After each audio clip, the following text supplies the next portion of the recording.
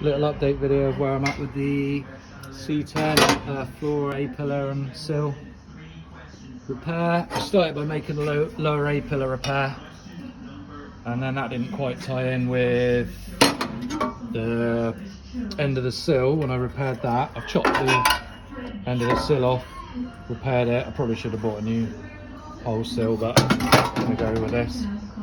I've chopped this bit of the floor out, but I've actually put it back in for reference.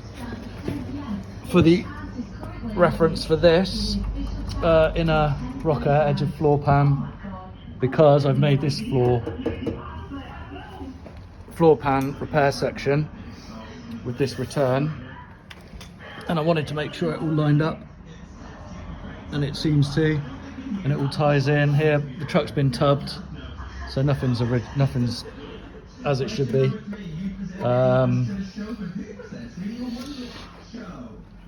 So yeah, I'm gonna eventually that'll get welded in. I've got to make the new cab support that ties in with that.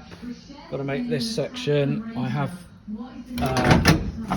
started to bend up some repairs to tie the floor, obviously replace the floor and inner sill, and then I will have to make a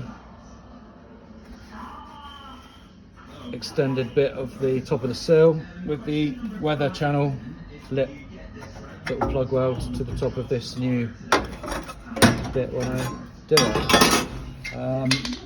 Not quite sure how I'm going to tie this lower A-pillar in once all the sill and everything's back in, but I mean, nothing's original anyway, so it doesn't really matter. Yeah, that's where I'm at.